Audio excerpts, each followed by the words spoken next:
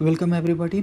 तो हम लोग पढ़ने जा रहे हैं। आज का जो टॉपिक है वो है दोषों के सामान्य एवं प्राकृत गुण, जो दोषों की प्रॉपर्टीज़ होती हैं। तो कौन से दोष? यहाँ पे हम शारीरिक दोष की बात कर रहे हैं जो बॉडी में पाई जाती है। 3 प्रकार के होते हैं जैसा हमने पहले देख रखा है।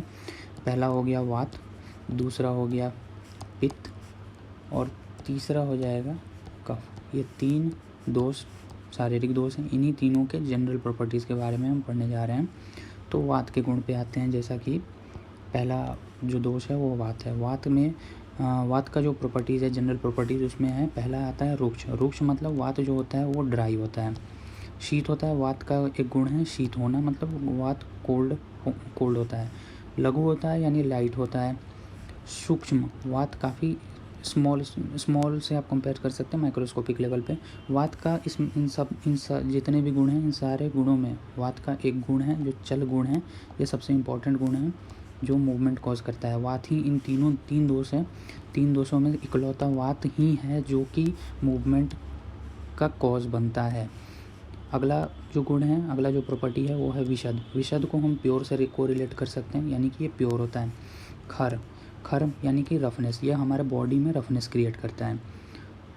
हमारे बॉडी में रफनेस जो होता है वो वात गुण के कारण ही होता है, वात दोष के कारण ही होता है।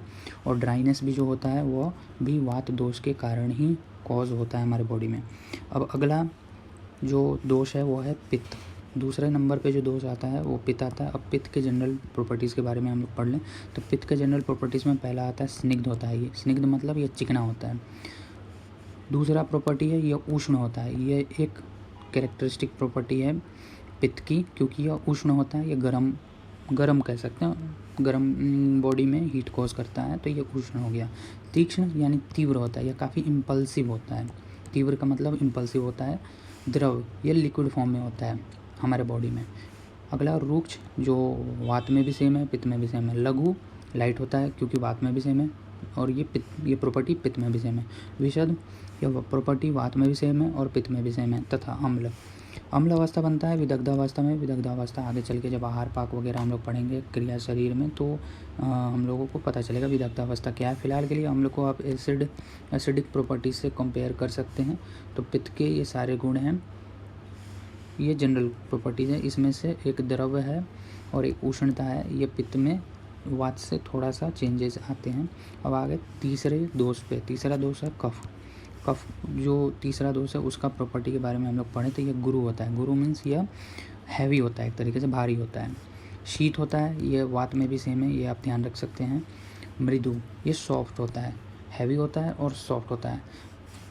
स्निग्ध होता है, स्थिर होता है। स्थिर मतलब स्टेबल होता है। ये ज़्यादा मूवमेंट क्रिएट नहीं कर सकता है, खुद में मूवमेंट क्रिएट भी नहीं करता। मूवमेंट इसके अंदर भी अगर मूवमेंट होता है तो वो वात की वजह से ही होता है। तो ये स्थिर होता है, काफ़ी स्टेबल होता है।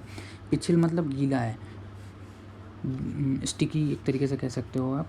श्वेत मतलब वाइट होता है। इसका जो टेक्सचर होता है वाइट इस कलर का होता है। मंद मतलब काफ़ी स्लो काम करता है। अगर कफ हमारे बॉडी में बढ़ गई है तो हमारा बॉडी थोड़ा स्लो फंक्शन करने लगता है। हमारे बॉडी के सारी एक्टिविटीज़ काफ़ी स्लो हो जाती हैं।